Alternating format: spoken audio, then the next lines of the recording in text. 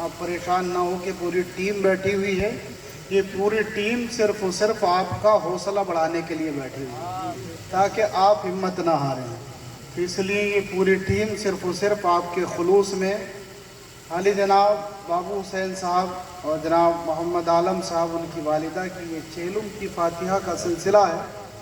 ان کی محبت میں آپ تمام حضرات آئے ہیں اور علماء اکرام نے شرکت کی ہے. کثیر علماء اکرام کا حاضر ہونا یہ ان حضرات کی سعادت مندی ہے اور مرحومہ کے لیے انشاءاللہ یہ بخشش کا ذریعہ بن گیا. اللہ رب العزت ان تمام تر علماء اکرام کے وسیلے سے ان کی اور ہم تمام کے اعزاء و احباب کی بخشش و مغفرت فرمائے. حضرات خصوصی خطاب تو حضرت کا ہی سننا ہے. آپ کو بس 2-4 منٹ میں حضرت کا تعارف کرا دیتا ہوں. ایک آیت کریمہ میں نے پڑھی ہے, تفسیر کی روشنی میں اس موقع کے متعلق تھوڑی سی بات بتایا جاتا ہے. ایک مرتبہ درود پاک پڑھیں. اللہم صلی علی سیدنا شفیعنا نبینا حبیبنا کریمنا مولانا محمد وعلی آل سیدنا مولانا محمد وبارک وسلم صلاۃ و سلاما علیک یا رسول اللہ صلی اللہ تعالی علیہ وسلم. حضرات والدین بڑی یہ عجیب اللہ تبارک و تعالیٰ کی نعمت ہے. ایسی نعمت ہے کہ جس کا بدل نہیں, جس کا کہ کوئی عوض نہیں ہے.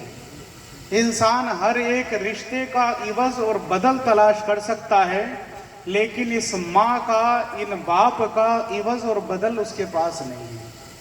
اس لیے قرآن مقدس میں بھی بے شمار جگہوں پہ اللہ رب العزت نے والدین کی اطاعت, ان کی فرما برداری, ان کے حقوق اور ان کے مقام و مرتبے کو بتایا ہے. اللہ رب العزت نے اس آیت کریمہ کے اندر ایک بڑے نیک صالح بچے جو کہ اپنی والدہ کا ایسا فرما بردار اور مطیع بیٹا تھا کہ اللہ رب العزت نے اس کے ذریعے سے پوری دنیا کو یہ پیغام دیا کہ ایک اگر انسان اپنے ماں کا کہنا مانے, اپنے والد کی بات کی اگر فرما برداری کرے تو اللہ رب العزت اس کو دنیا کے اندر بھی روشن فرماتا ہے اور اس کے لیے آخرت میں بھی سعادت مندی عطا فرماتا ہے.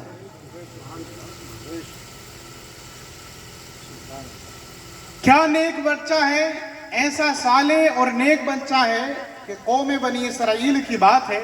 حضرت موسیٰ علیہ السلام کی امت ہے, ان کی امت کے اندر ایک قتل ہو جاتا ہے.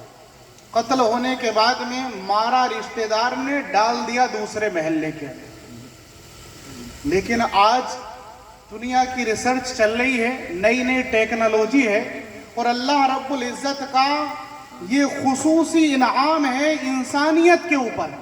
اور انسان کی عظمت اور شرافت کی بات ہے کہ 100 میں سے 1-2 قتل ہی ایسا ہوگا کہ جو شاید چھپ جاتا ہو, ورنہ اللہ رب العزت انسانیت کی شرافت کو ظاہر کرنے کے لیے اس کے قاتلین کو ظاہر فرما ہی دیا کرتا ہے. آج اگر قتل ہو جاتا ہے تو کبھی ہتھیاروں کے ذریعے سے, کبھی کسی طریقے سے, کبھی فنگر پرنٹ کے ذریعے سے, مختلف آلات ایسے پیدا ہو چکے ہیں کہ جن کے ذریعے سے آج تحقیق اور ریسرچ ہو جاتی ہے کہ ہاں اس کا قاتل کون ہے. لیکن زمانہ تو آج اس پر تحقیق کر رہا ہے.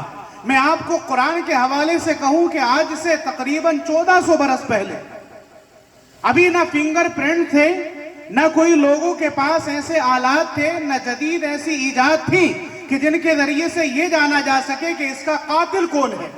نہ کوئی ہتھیار پر چھپنے والی انگلیوں کے نشان پہچاننے والا نہیں تھا. تو آج لوگوں نے یہ ساری ایجاد کری تو لوگ یہ سمجھتے ہیں کہ شاید ہم نے بہت بڑا کارنامہ انجام دیا.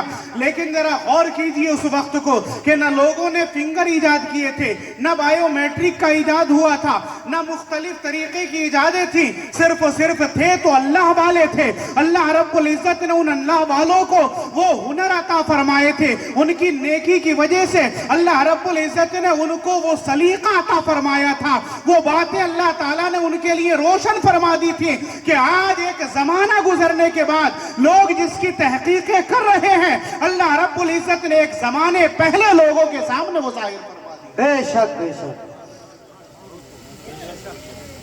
رشتے دار نے ہی قتل کیا، قتل کرنے کے بعد دوسرے محلے میں دوسرے کے دروازے پر لے جا کر کے ڈال دیا تاکہ اس کا نام لگ جائے۔ آج بھی ایسا ہوتا ہے، تو جب سرچ کی جاتی ہے تو CBI فلانے ڈھمکانے کے ذریعے سے پتہ چل جاتا ہے کہ نہیں فلاں اس کا قاتل۔ لیکن اندازہ لگائیے اس دور کو ذرا سمجھیے، جس دور کے اندر یہ ساری کی ساری جدید ٹیکنالوجی اور ایجادات نہیں تھی، لیکن اللہ رب العزت نے پھر بھی اس کو ظاہر فرمایا۔ قاتل کی تلاش کی گئی، حضرت موسیٰ علیہ السلام کے پاس پہنچتے ہیں لوگ۔ حضرت موسیٰ علیہ السلام نے ان کو حکم دیا کہ ایک گائے ہوگی، اور اس گائے کو خریدنے کے بعد، اس کو ذبح کرنے کے بعد اس کے ٹکڑے کو، اس کے گوشت کے ٹکڑے کو اس قاتل کے اوپر مار دینا۔ جیسے اس قاتل کے اوپر مارو گے، قاتل زندہ ہوگا، اور ہونے کے بعد اپنے قاتل کو بتا دے گا، مقتول زندہ ہو جائے گا، جس کو کہ مارا گیا ہے وہ زندہ ہو جائے گا، اور اپنے قتل کرنے والے کا نام بتا کر کے وہ دوبارہ مر جائے گا۔ لیکن اسی کے ضمن میں آپ سنیے، والدہ کا ایک 40واں ہے عالم صاحب کی۔ میں آپ کو بتاتا ہوں کہ یہ تو ہوا ہی ہوا، لیکن اس سے پہلے کیا ہوا؟ نیک صالح بچہ ہے، اپنے باپ کا اکیلا ہے، باپ نہایت ہی مفلس اور غریب انسان تھا۔ بچے کی پرورش کرنا شروع کی، خدا کی قدرت، باپ کا انتقال ہو گیا۔ گھر کے اندر اکیلی ماں رہ جاتی ہے، بیٹا رہ جاتا ہے۔ بچہ جب بڑا ہوتا ہے تو ماں نے اس سے کہا کہ بیٹا تمہارا باپ ایک چھوٹا سا گائے کا بچہ چھوڑ کر کے گیا تھا، جس وقت تم بھی چھوٹے تھے اور وہ بچہ بھی چھوٹا تھا، لیکن اب تم بھی بڑے ہو چکے ہو، اب وہ بچہ نہیں رہا ہے بلکہ اب مکمل گائے بن چکی ہے، لہذا بیٹا گھر کی ضرورتیں اس سے پوری کی جا سکتی ہے۔ شاید تمہارے باپ نے اسی لیے اس کو پالا تھا، تم لو اور اس کو بازار میں لے جا کر کے بیچ دو، جو بھی اس کی قیمت ہوگی اس سے اپنے گھر کا خرچ چل جائے گا، آپ کی اور میری پرورش کے اندر وہ کام آئے گا۔ بچہ والدہ کا فرما بردار ہے، گائے کی رسی پکڑتا ہے، پکڑنے کے بعد بازار کے اندر لے جاتا ہے، لوگوں سے اس کا بھاؤ لگواتا ہے، خریدار اس کے پاس میں آتے ہیں، لیکن اللہ کی قدرت دیکھیے، نیکوں کے پاس اللہ رب العزت کی مدد آیا کرتی ہے، کبھی انہیں پتہ نہیں چلتا ہے، عام لوگوں کو معلوم نہیں ہوتا ہے، لیکن اللہ رب العزت اپنے نیک بندوں کی مدد فرما دیا کرتا ہے اور لوگوں کو احساس بھی نہیں ہوتا۔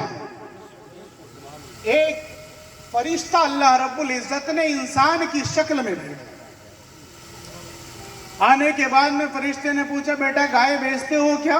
جیسے آج بھی چلتا ہے، بیٹے نے کہا ہاں بیچنے ہی کے لیے لایا ہوں۔ کیا ریٹ اس کے ہیں؟ اس لڑکے نے کہا کہ میری والدہ نے اس کو 3 درہم کے اندر بیچنے کے لیے کہا۔ تو وہ آنے والے انسان فرشتے تھے، لگ تو انسان رہے تھے، انہوں نے کہا کہ ٹھیک ہے 3 درہم میں اس کو خریدتا ہوں۔ بیٹے نے کہا کہ میں بیچ تو اس کو 3 ہی درہم میں دوں گا، لیکن میں پہلے اپنی والدہ سے اجازت لے کر کے آؤں۔ 3 درہم میں آپ کو بیچوں گا، لیکن شرط یہ ہے کہ اپنی والدہ سے پوچھ کر کے لاؤں گا۔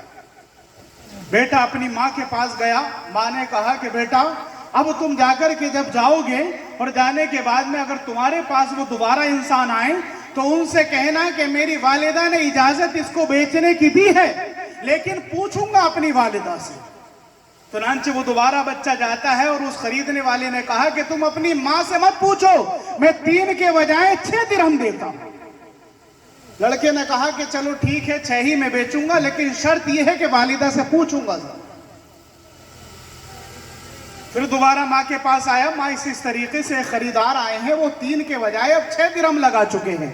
ماں نے ارشاد فرمایا کہ ان سے جا کر کے کہو کہ ہاں بیچوں گا، لیکن شرط یہ ہے کہ پوچھ کر کے اپنی ماں سے دوبارہ آؤں گا۔ 3 مرتبہ آئے تو آنے کے بعد میں اس خریدار نے بجائے 6 کے 12 درہم لگا دیا۔ 12 درہم کی بات اس بیٹے نے اپنی ماں سے جا کر کے بتائی کہ ماں آج تو انہوں نے بڑھتے بڑھتے 12 درہم پر آ چکے ہیں۔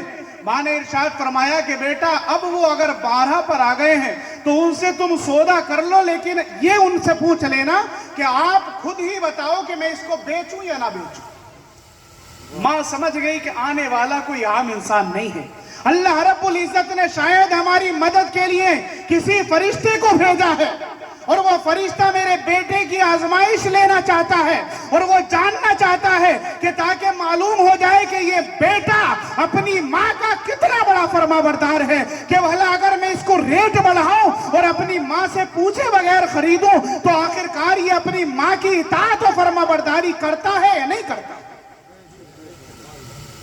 خریدار سے پھر اس لڑکے نے کہا کہ میری ماں نے بیچنے کے لیے تو کہا ہے، لیکن اب آپ خود ہی بتاؤ کہ میں اس کو بیچوں یا نہ بیچوں۔ ہم آپ خریدنے جائیں گے تو کہیں گے عجیب معاملہ ہے، میں تو خریدنے آیا ہوں، مجھ سے ہی پوچھ رہا ہو کہ بیچوں یا نہیں بیچوں۔ فرشتے سے جب اس بیٹے کو تو انسان ہی لگ رہے تھے، لیکن اللہ رب العزت کے وہ فرشتے تھے، انہوں نے عرض کی کہ آپ خود ہی بتا دیجئے کہ میں اس کو بیچوں یا نہ بیچوں۔ تو جو خریدنے آئے تھے اب وہ خرید نہیں رہے بلکہ فرماتے ہیں کہ بیٹا اس کو مت بیچو، ایک وقت آئے گا کہ تم 12 درہم میں نہیں بلکہ جتنا پر بھی تم قیمت مانگو گے، اور میں امید لگاتا ہوں کہ اس کی کھال بھر کر کے بھی اگر تم سونا مانگو گے تو ایک خریدار ایسے آئیں گے کہ وہ اس کو خرید کر لے گا۔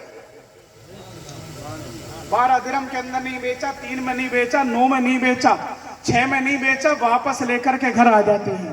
اب اس کے بعد میں یہی بات آتی ہے سامنے جو ابھی میں نے آپ کو بتائی، حضرت موسیٰ علیہ السلام کے زمانے میں قتل ہوا، آپ نے ارشاد فرمایا کہ ایک گائے ہے فلاں جگہ پر بک رہی ہے، اس کا مالک فلاں بیٹا ہے، اس کا کلر اس طریقے سے ہے، درمیانہ عمر کی ہے، ایک ہی کلر کی ہے، نہ وہ کھیتی کی ہوئی ہے نہ تھکی ہوئی ہے بلکہ ایک نوجوان گائے ہے، لہذا تم اس گائے کو خریدو اور ذبح کرنے کے بعد اس کے ایک گوشت کے ٹکڑے کو اس مقتول یعنی کہ جو مر چکا ہے اس کے اوپر مارو تو یہ مقتول، یہ مرا ہوا انسان خود زندہ ہوگا اور ہونے کے بعد اپنے قاتل کو بتائے گا اور بتانے کے بعد دوبارہ مر جائے گا۔